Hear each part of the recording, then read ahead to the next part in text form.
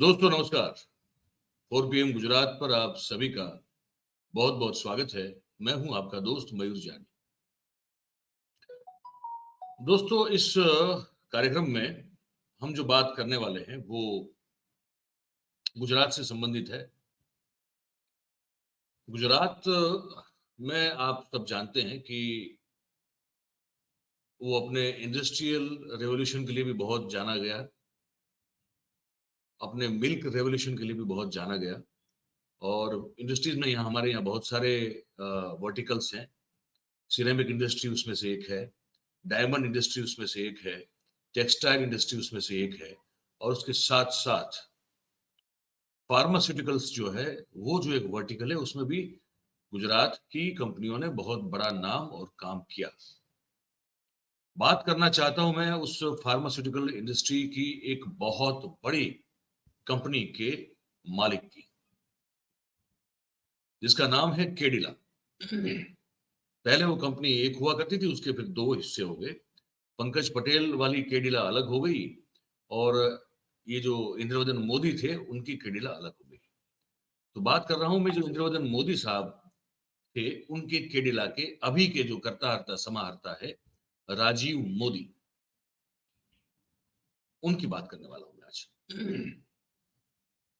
मामला कुछ 3-4 दिन से यहाँ गुजरात में चल रहा है, लेकिन मैं उसकी तह तक जाने की और उसको समझने की कोशिश करता था, क्योंकि जब किसी के चारित्र हनन की बात हो तो उसमें रिपोर्ट करने में जल्दबाजी नहीं करनी चाहिए। क्योंकि हमको पता है कि हम हमारे जितने भी हमारे दर्शक परिवार के लोग हैं, अगर हम उनको कुछ बताएंगे तो वो हमारे पास पुख्ता और सही जानकारी होनी चाहिए, तभी वो बात अगर आपको करें तो फिर इसका जो है कोई मतलब बनता है। वरना खामखा किसी का भी चरित्र आजकल तो उछालने में, उस पर कीचड़ उछालने में 1 सेकंड लगती है और जिंदगी भर की जो कमाई हुई इज्जत है वो ऐसे यूं चुटकी में जो है वो मिट्टी में मिल जाती है। तो इसलिए मैं परहेज करता रहा, मैं इसको फॉलो अप करता रहा, देखता रहा और अपने हिसाब से भी जांच की और जो समाचार माध्यमों में भी क्या छप रहा है और उसके पीछे का तथ्य क्या है वो समझने की कोशिश की। तो मामला ये है दोस्तों कि ये जो राजीव मोदी हैं, केडिला के चेयरमैन, और मैंने कुछ रिपोर्ट्स मेरे सामने, कुछ तथ्य मेरे सामने यहाँ पे रखे हुए हैं। वो राजीव मोदी पर एक उनकी सेक्रेटरी है जो कि फॉरेन नेशनल है, जिसका नाम मैं बोल नहीं सकता क्योंकि वो दुष्कर्म की पीड़िता है, बलात्कार किया गया उन पर। किसके द्वारा? राजीव मोदी के द्वारा। ये एफआईआर जो लगातार दर्ज करवाने की कोशिश कर रही थी पर वो हो नहीं पा रही थी, अब कैसे भी करके वो आरोप, उस आरोप के साथ वो हाईकोर्ट के समक्ष गई है, तब जाके ये बात पूरी खुल के सामने आई है। तो मैं आपको सिलसिलेवार बात बताता हूँ, उसको आप ध्यान से सुनिएगा। इतना बड़ा नाम, इतनी बड़ी कंपनी जिसके मालिक राजीव मोदी, और बेहिसाब पैसा है, बेहिसाब पैसे के साथ साथ पावर भी है, और उसका उपयोग जो है वो इस तरह से किया जा रहा है। तो इनकी जो सेक्रेटरी है उन्होंने हाईकोर्ट में जाकर ये दरवाजे खटखटाए, कहा कि मेरी कोई बात तो सुनिए, है ना, मेरा यौन शोषण किया गया, ये कहा है। और इनके खिलाफ उनके पर्सनल, मैं सिलसिलेवार बताता हूँ आपको, पढ़ के बताऊंगा ताकि कुछ गलत या इधर उधर ना हो जाए। तो इनकी जो पर्सनल असिस्टेंट के तौर पर काम करने वाली कर रही थी जो, और मूलतः बल्गेरिया की जो ये युवती है, उसने यौन शोषण समेत की और गंभीर जो धाराएं लग सकती हैं ऐसी एफआईआर दर्ज करने के लिए गुजरात हाईकोर्ट में रीट दायर की है, रीट पिटिशन फाइल की है। मतलब कि ना उनका पुलिस से कुछ काम चला, नहीं ना कोई पुलिस के द्वारा उनकी कोई सुनवाई हुई, ना उनकी एफआईआर दर्ज की गई, तब जाके वो हाईकोर्ट गई है। ठीक है। तो जस्टिस जेसी दोषी जो है हाईकोर्ट के हमारे, उन्होंने जो निचली अदालत होती है वहां पे इस केस के रिकॉर्ड्स और प्रोसीडिंग्स को मंगाई है, वो निर्देश किया है, और इस युवती की जो एप्लीकेशन है उस पर आगे की सुनवाई जो है वो 4 दिसंबर के दिन मुकर्रर की है। अब इस युवती ने जो रीट की है, रीट पिटीशन की, उसमें क्या है बताऊं। तो राजीव मोदी के खिलाफ आईपीसी की धारा 376, 354, 323, 504 और 506 के मुताबिक पुलिस द्वारा एफआईआर दर्ज की जाए, ऐसी विनती जो है उस पिटीशन में की गई है। ठीक है। और जो आक्षेप हैं जो उस रीट में किए गए हैं वो ये है कि ये बल्गेरिया की नागरिक हैं। 2022 में कैडिला फार्मा कंपनी के सीएमडी राजीव मोदी की पर्सनल असिस्टेंट के तौर पर वो जुड़ी थी और सीएमडी के साथ कंपनी के काम को लेकर उदयपुर, जम्मू समेत अलग अलग इलाकों में, अलग अलग शहरों में, अलग अलग जगहों पर उसको जाना होता था। और सीएमडी राजीव मोदी ने इस युवती को ये कह के रखा था कि अगर नौकरी करनी है तो उसमें आपको जो है थोड़ी ढिलाई जो है, थोड़ी कोताही बरतनी पड़ेगी, आपको समझ के चलना पड़ेगा, जैसे मैं कहूँ वैसे। और इस युवती का ये भी कहना है कि बहुत सारे लोग जब आसपास होते थे तब भी बेशर्म की हर हद को तोड़कर ये सीएमडी राजीव मोदी, जो कि कैडिला का कंपनी का सीएमडी है, वो उनके साथ ऐसे दुर्व्यवहार करते थे जो कि कोई भी सज्जन आदमी किसी सूरत में कर नहीं सकता है। ठीक है। और उन्होंने कहा कि इसी कंपनी का एक बड़ा अफसर है कैडिला कंपनी का, जॉनसन मैथ्यू। तो कहते हैं कि जॉनसन मैथ्यू भी इस पूरे यौन शोषण के प्रकरण में कहीं ना कहीं उनकी भी वो भी संलिप्त है। और ये जो युवती है उसने फार्मा कंपनी के सीएमडी और ये अफसर जो है जॉनसन मैथ्यू, उनके खिलाफ एफआईआर दर्ज करने के लिए वस्त्रापुर पुलिस स्टेशन जो है हमारा अहमदाबाद का, वहां पे लिखित रूप से रजुआत अपनी बात रखी थी। लेकिन बार बार उसकी अपनी बात रखने के बावजूद भी जब एफआईआर दर्ज नहीं की गई, तब ये जो एप्लीकेंट है, जो पीड़ित है, उसको लगा कि अब मुझे कहीं ना कहीं कोर्ट के समक्ष ही जाना पड़ेगा, इसलिए उसने हाई कोर्ट के दरवाजे खटखटाए। ठीक है, ये हो गई अब बात। अब हमारे यहाँ जो एक बड़ा अच्छा अखबार है जिसका मैं भी हिस्सा रहा हूँ सालों तक, उस अखबार का नाम है दिव्य भास्कर। दिव्य भास्कर की एक डिजिटल प्लेटफॉर्म भी है, डिजिटल। तो वहां पे उन लोगों ने इस युवती का एक इंटरव्यू किया है और वो इंटरव्यू में बहुत सारी स्फोटक चीजें आई हैं, वो मैं आपको बताना चाहता हूँ। वो भी मैंने अपने सामने रखा हुआ है। वो कह रहे हैं कि जिस युवती ने आरोप लगाया है उसके साथ हमने पहली बार बातचीत की है और मैं दिव्य भास्कर को क्रेडिट देते हुए ये आपको बात कर रहा हूँ। तो युवती कह रही है कि मुझे यहाँ पे बिजनेस वीजा पर लाया गया था 2022 की साल में। जॉब सॉल्यूशन नाम की एक कंपनी है, उसके तहत उसी के जरिए ये जॉब मुझे मिली थी और दिसंबर में वो बल्गेरिया से अहमदाबाद आई थी। और उसके बाद उसको पता चला कि ये एम्प्लॉयमेंट नहीं है, क्योंकि परमानेंट एम्प्लॉयमेंट वाला वो वीजा नहीं है, ये बिजनेस वीजा है। तो मैं उस हिसाब से यहाँ पे आई, उसको बाद में पता चला। और उनके साथ और भी बहुत सारी युवतियां जो थी, उसने उन सभी युवतियों ने ये नौकरी ज्वाइन की थी और सबको एम्प्लॉयमेंट के बदले एम्प्लॉयमेंट नहीं दिया गया, पर लेकिन बिजनेस वीजा पर सबको लाया। तो इसका मतलब ये भी निकलता है कि ये कुछ एक तरह का सोफिस्टिकेटेड वे में ह्यूमन ट्रैफिकिंग भी था। ठीक है। कह रहे हैं कि एक बंगलो था अहमदाबाद के आउटस्कर्ट्स में। तो उस बंगले में 2 महीने का इंडक्शन प्रोग्राम रखा गया। 2 महीने का इंडक्शन प्रोग्राम कहाँ पे रहता है हमको नहीं पता, क्योंकि हमने भी कुछ अच्छी अच्छी कॉर्पोरेट्स में काम किया हुआ है, मीडिया जगत में ही, लेकिन कॉर्पोरेट्स में काम किया है जो रन बाय, जैसे भास्कर ग्रुप है, जागरण ग्रुप है ना।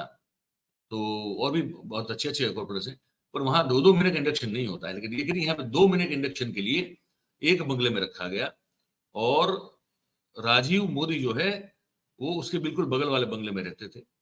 और उस दौरान जितनी भी युवतियों को वहां रखा गया था, उन सबको उस बंगले के गेट से बाहर जाने की मनाही थी और अगर बाहर निकलना हो तो ऑफिशियल ईमेल से परमिशन लेनी पड़ती थी। और वो ईमेल ये जो राजीव मोदी है उनके बेटे को करना पड़ता था। अगर उनका बेटा हाँ बोले तभी वो बंगले से बाहर जा सकती थी। युवती कह रही है कि पहली बार जो है वो फरवरी 2023 में उसको ये कहा गया कि उस युवती को राजीव मोदी के साथ फ्लाइट में जम्मू कश्मीर जाना है, वहां एक उनकी और फैक्ट्री है। तो इस यात्रा के दौरान ही राजीव मोदी ने उस युवती के साथ दुर्व्यवहार शुरू कर दिया और कहा कि अगर आपने जो है थोड़ी अगर आपने मेरी बात को नहीं माना, अगर आपने जो है वो कॉम्प्रोमाइज नहीं किया, तो फिर तुम्हारा कुछ नहीं हो सकता है, और तुम कोई पहली लड़की नहीं हो जिसके साथ मैं ये कर रहा हूँ। आप समझ समझ के चलिए, इतनी बड़ी कंपनी का ये अरबोपति आदमी है। गुजरात की बहुत बड़ी जो कंपनीज होती हैं इंडस्ट्रीज में, अगर फार्मा की बात करें वो उसमें 1 से 3 में आती है ये, उसका मालिक है ये। ये इस बल्गेरिया से बिजनेस वीजा पर लाई गई युवती से ये बात कर रहा है, ठीक है। उसके बाद फिर बता रही है कि 20 अप्रैल 2023 की रात युवती कह रही है कि उसके जीवन की सबसे खराब रात थी। उस रात को उसने तय किया कि अब वो सहन नहीं करेगी। वो जब सो रही थी तब उसके साथ बहुत सारी गलीज और बीभत्स हरकतें की गई, ठीक है।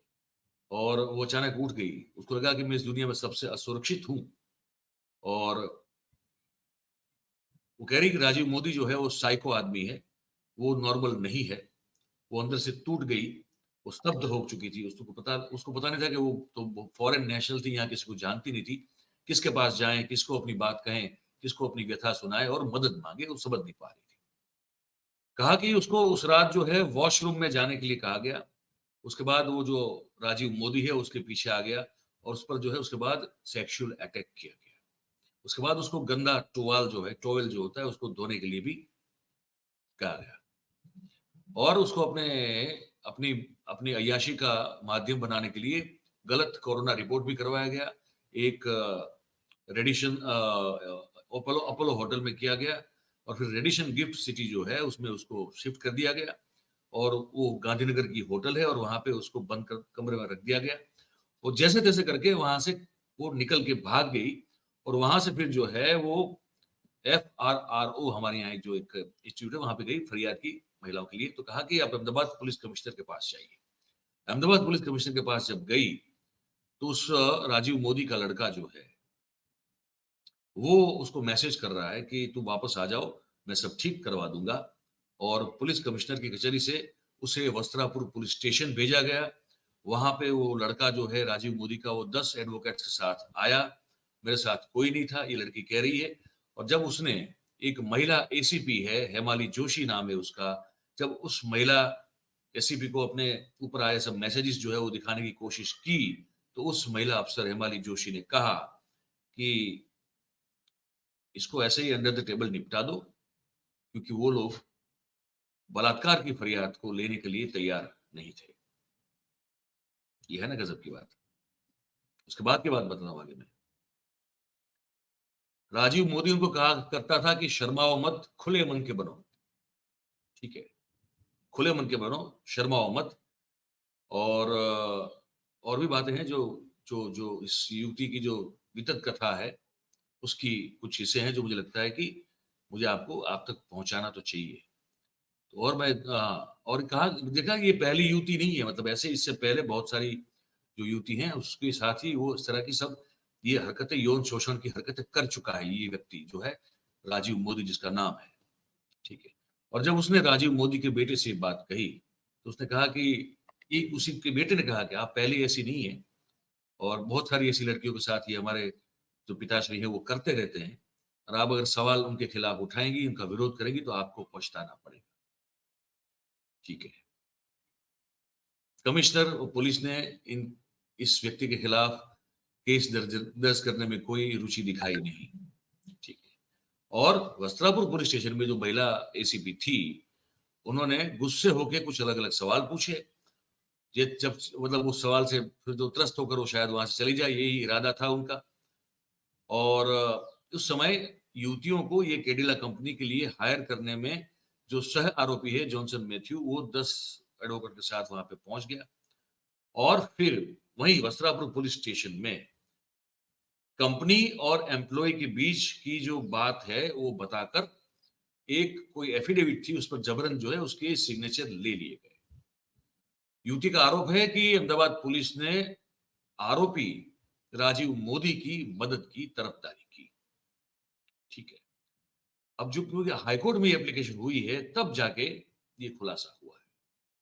और युवती अंत में ये बताती है कि अथॉरिटी से कोई मदद न मिली, उसके कारण जो है मैं एडवोकेट की सलाह से फरियाद करने के लिए कोर्ट में गई। और जो एसीपी हमारी जोशी है उसने तो अंत तक मुझे कहा कि आप भारत छोड़ के निकल जाओ। आप यहाँ पे रहोगी तो आप पछताओगी। और वो कह रही कि मैं अंत तक लड़ूंगी, और राजीव मोदी जो कि एक एक मनोरोगी है, उसके खिलाफ मैं ये जंग लड़ूंगी और मैं उसको खुला और बेनकाब करके ही दम लूंगी। ये क्या दर्शाता है? अच्छा, इससे पहले एक और बात बता दूं मैं, ये वही राजीव मोदी है जिसकी खुद की जो बीवी है, जो अब तो डिवोर्स हो चुका है, वो भी इस हरकतों से बताया जा रहा है कि इतनी त्रस्त हो चुकी थी कि कुछ सालों पहले उसने जो है वो डिवोर्स के लिए ये एप्लीकेशन फाइल कर दी थी, पिटिशन फाइल कर दी थी, और उसने डिवोर्स ले लिया। और डिवोर्स के साथ साथ उसने इसकी संपत्ति में से 200 करोड़ रुपए भी लिए एज एन एलिमनी। जिसकी खुद की बीवी इससे इतना थक चुकी हो इस हरकतों से, और उस हरकतों का अंजाम डिवोर्स तो हुआ ही हुआ, साथ में 200 करोड़ रुपया भी हुआ। पता जा रहा है कि उस समय का सबसे दूसरा, इस देश का सबसे दूसरा महंगा डिवोर्स जो था वो ये था, पंकज, ये राजीव मोदी और उनकी बीवी मोनिका, जो अब एक्स वाइफ है। पर एक बात है कि अगर आप, इससे एक चीज और फिर से साबित हो रही है कि आपके पास बेशुमार दौलत हो, उस दौलत से आई हुई बेशुमार पावर हो, तो आप बिल्कुल अमानुषी बर्ताव कर सकते हैं। आप किसी की भी बहन बेटी पर हाथ डाल सकते हैं, उसकी इज्जत पर। और अभी भी इतनी युवतियों के साथ, ये जो कहा जा रहा है, ये अगर सच है, तो इतनी युवतियों के साथ दुराचार करने के बाद भी आपका बाल कोई बांका नहीं कर सकता है। ना कमिश्नर ऑफ पुलिस सुनता है, ना एसीपी सुनती है। अब पता नहीं हाई कोर्ट सुनेगी नहीं सुनेगी, हम नहीं जानते। तो गलत करना, अगर यही अगर शिष्टाचार हो गया है, अपने अपनी सत्ता का, अपने अपने रुपयों का इस्तेमाल करते हुए, तो फिर जो आम आदमी है उसकी इज्जत, उसकी अस्क्यामत, उसकी कोई वैल्यू है इस देश में कि नहीं है? ये सवाल हमारे मन में खड़ा हुआ, तो हमने कहा आपसे बात कर ले।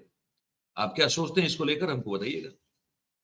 बात अगर आपको हमारी कमेंट बॉक्स में लिख के बताइएगा, और अगर बात आपको हमारी पसंद आ रही हो, सही लग रही हो, अच्छी लग रही हो, सच्ची लग रही हो, तो फिर इस वीडियो को लाइक करें, इस वीडियो की लिंक को हो सके उतना शेयर करें, और हमारे जो चैनल है 4PM गुजरात, उसको आप सब्सक्राइब करें और अपने आसपास के लोगों से करवाएं।